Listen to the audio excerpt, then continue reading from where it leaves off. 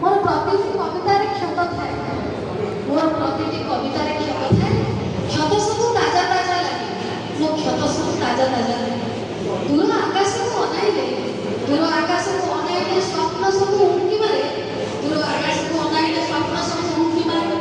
ହେଲେ ପିଶାଚୀର ବିକଟାଳ ରାଗ, ହେଲେ ପିଶାଚୀର ବିକଟାଳ ରାଗ ନିଶ୍ୱାସକୁ ଛଡ଼ାଇ ଦିଏ, ସେ ମୋ ନିଶ୍ୱାସକୁ ଛଡ଼ାଇ ଦିଏ। ଏମିତି ଘଟିବ ବୋଲି ମୋ କଳ୍ପନା ବାହାରେ ଥିଲା, ଏମିତି ଘଟିବ ବୋଲି ମୋ କଳ୍ପନା ବାହାରେ ଥିଲା। ସବୁ ପରୀକ୍ଷାରେ ମୁଁ ପାସ୍ ହୋଇବି ଖେଳିଥାଏ, ସୁଖ ଦୁଃଖ ବାଣ୍ଟିବା ପାଇଁ ଏକା ଏକା ସମୟ କାଟେ, ମୁଁ ଏକା ଏକା ସମୟ କାଟେ।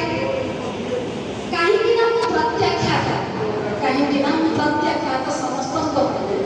କେହି ବୁଝିପାରିବେନି, କେହି ବୁଝିପାରିବେନି ଏ ଛଳ ଛଳ ଆଖିର ବ୍ୟଥା।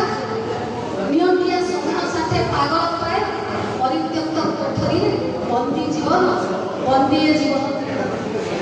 ମୋର ଅଭିପ୍ରାୟ ନଥାଏ, ମୋର ଅଭିପ୍ରାୟ ନଥାଏ ବର୍ବରତା ପାଖେ ବସିବା ଉଠିବା ଇତ୍ୟାଦି। ମୁଁ ତ ନିଜ ଲୋକ ପାଖେ ଅଲଗା, ମୋ ପାଇଁ ମାଟି ଆକାଶ ଦୂର ଦ୍ୱାର ସବୁ ବନ୍ଦ ସବୁ। ଯେମିତିକି ସାଇର ଏକଘରିଆ ମଣିଷଟେ ଆଜି, ଯେମିତିକି ସାଇର ଏକଘରିଆ ମଣିଷଟେ ଆଜି। ସମସ୍ତଙ୍କ ଲକ୍ଷ୍ୟରେ ମୁଁ ଯେମିତି ଅପରିଚିତ, ସମସ୍ତଙ୍କ ଲକ୍ଷ୍ୟରେ ମୁଁ ଯେମିତି ଅପରିଚିତ, ମୁଁ କିନ୍ତୁ ଚିହ୍ନି ପାରିଛି ମୋ କବିତାରୁ ମୋତେ ଫେରି ପାଇଛି ମୋର ଅସ୍ତିତ୍ୱ, ଫେରି ପାଇଛି ମୋର ଅସ୍ତିତ୍ୱ। খুব চমৎকার কবিতা।